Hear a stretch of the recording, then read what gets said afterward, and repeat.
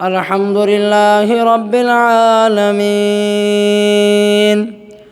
والعاقبة للمتقين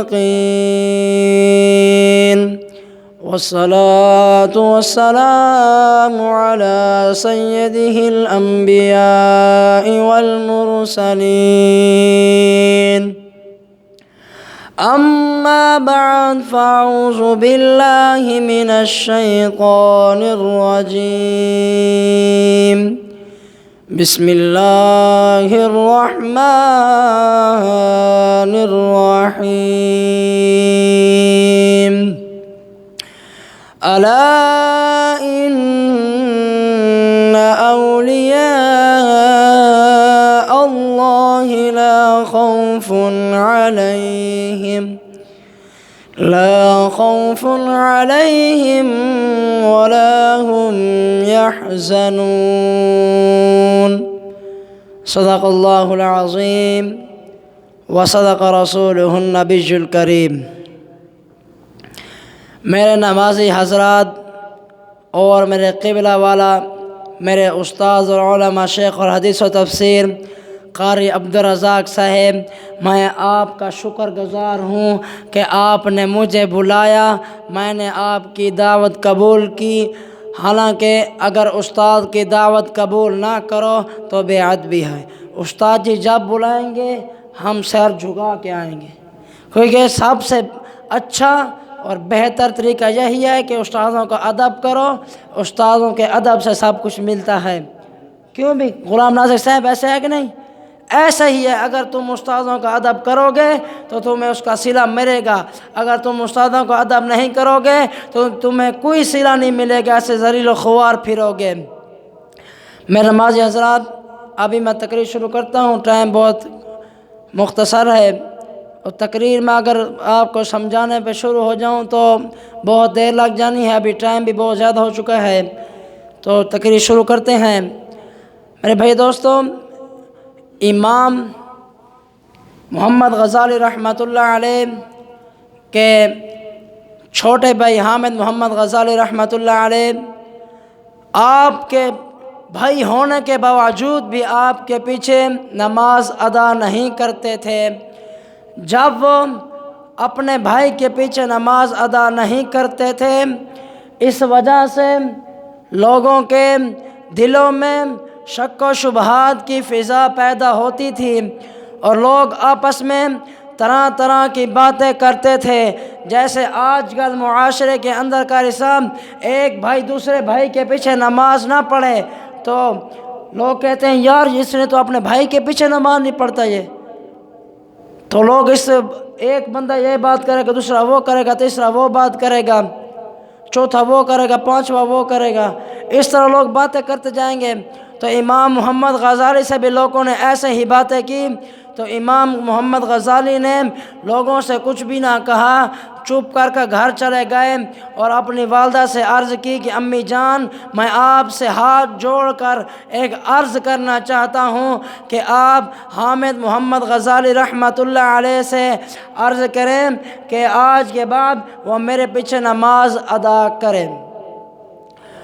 اور امام محمد غزالی نے کہا کہ اماں جان، اللہ تبارک و تعالی نے مجھے بہت بڑے علم سے نوازا ہے.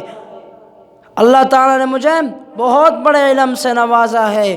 اور جب میں کدھر تقریر کرنے جاتا ہوں لوگ میرے سر کے اوپر پھول پھینکتے ہیں. پھول جیسے علامہ سعد حسین رضوی کے اوپر آج رہا ہونے کی بات ہوتی ہے نا آج کل، تو لوگ دیکھو لوگوں کے دلوں کا جذبہ پیدا ہوتا ہے. جذبہ لوگ روڑوں کے اوپر پھول پھینکتے ہیں.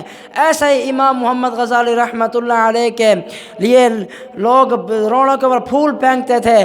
تو امام محمد غزالی کی والدہ نے کہا کہ بیٹا، آج ہی میں حامد محمد غزالی کو بلا کر اسے حکم دوں گی کہ بیٹا تم نے آج کے بعد اپنے بڑے بھائی امام محمد غزالی کے پیچھے نماز ادا کرنی ہے.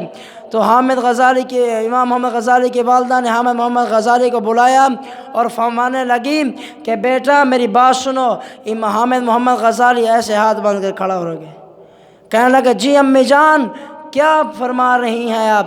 تو اس کی والدہ نے کہا کہ بیٹا آپ دیکھو کہ آپ کے بڑے بھائی کو اللہ تعالیٰ نے بہت بڑے علم سے نوازا ہے، حالانکہ بہت بڑے علم سے نوازا ہے، اور لوگ ان کے سامنے ثناء ادب بچھاتے ہیں، لوگ ہی نہیں بلکہ علماء کرام، علماء دین جن کا رتبہ بہت بڑا ہے، وہ بھی ان کے سامنے ثناء ادب بچھاتے ہیں۔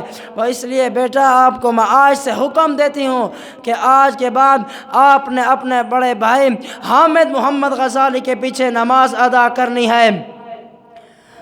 تو حامد غزالی نے کہا کہ اماں جان میں امام محمد غزالی کے پیچھے نماز ادا نہیں کروں گا۔ کیا آپ کا دل مانتا ہے قاری صاحب کہ حامد محمد غزالی نے یہ کہا ہے؟ مانتا کر سب آپ کا دل؟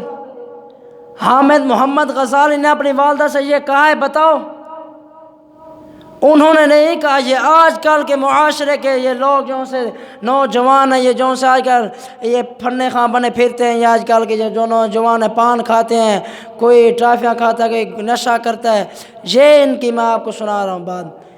ان کو اگر ماں کہے بیٹا جو نماز پڑھو، تو ماں اٹھائے امی جان نے کہ میں صبر کر جائیں۔ یہ امی جان کا لفظ میں بول رہا ہوں، لیکن وہ کوئی اور بولتے ہیں، تو وہ کہتے ہیں امی جان کہ میں صبر کر جائیں۔ جب امی جان کو غصہ ہے تو ایک تو تھپڑ لگا دیتی ہیں۔ جب وہ تھپڑ لگاتی ہیں تو وہ بیٹا ماں کو گالی بک دیتا ہے۔ کیا کہتا ہے؟ گالی بکتا ہے۔ جب وہ اپنی ماں کو گالی بکتا ہے تو اس کی ماں کا دل اندر سے زیرہ زیرہ ہو جاتا ہے، اندر سے ٹوٹ جاتا ہے، بکھر جاتا ہے۔ تو وہ سمجھتا ہے کہ میں نے بہت اچھا کیا، بہت اچھا کیا ہے، اور جب باہر جاتا ہے لوگوں کو سناتا ہے کہ میں نے آج یہ کام کیا ہے، میں نے وہ کام کیا ہے، آج میں نے استاد کے سامنے سے سوٹی پکڑ لی، ایسے کر لیا، وہ کر لیا، یہ کر لیا۔ طالب علم یا پھر آج کل سکولوں کے اندر بھی آپ دیکھ رہے ہیں کہ کچھ بچہ سکول کے اندر جو سے یہ سکولوں کے بچے ان کو عقل نہیں ہوتی۔ ماسٹر نے ایک سوٹی ماری، اگر سوٹی پکڑ لی، اور پھر دوسرے بچوں سے ساتھ بیٹھے ہوتے ہیں، وہ یہ نہیں کہتے کہ یار آپ نے غلط کیا، وہ آگے سے حوصلہ افزائی کرتے ہیں، وہ کہتے ہیں یار تو نے تو بہت بڑا تیر مارا ہے۔ اس بے عقل بدتمیز انسان کو اتنا پتہ نہیں کہ میں نے استاد کی سوٹی پکڑی ہے، اگر استاد کے دل میں سے ایک بد دعا نکلے تو میرا کام ختم، اس کا پڑھنے کا کوئی فائدہ نہیں۔ پھر ساری زندگی چاہے وہ عالم دین بن جائے، مفکر اسلام بن جائے، لوگ اس کی عزت نہیں کریں گے۔ اور جب تو نے اپنے استاد کے ادب نہیں کیا تو لوگ تیرا ادب کریں گے؟ تیرے پاس پڑھنے والے، تیرے طالب علم تیرا ادب و احترام کریں گے؟ تو زیادہ ٹائم کم ہے تو آگے تقریر شروع کرتے ہیں۔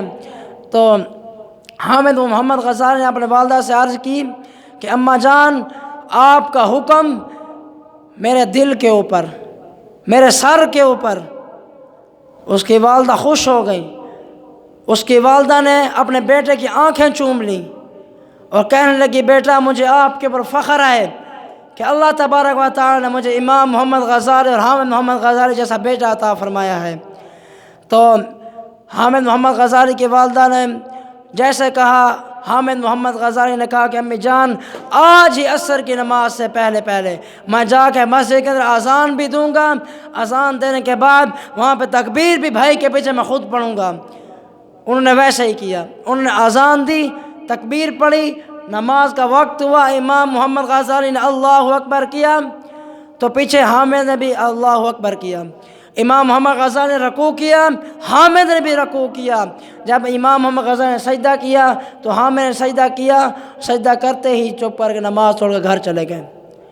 جب وہ گھر چلے گئے تو پیچھے سے لوگوں نے باتیں کرنے شروع کر دی، یہ کیا ماجرا ہے، پیچھے اس کا بھائی اس کے پیچھے تکبیر پڑھی ہے اور اس کے پیچھے سے نماز توڑ کے گھر چلا گیا ہے۔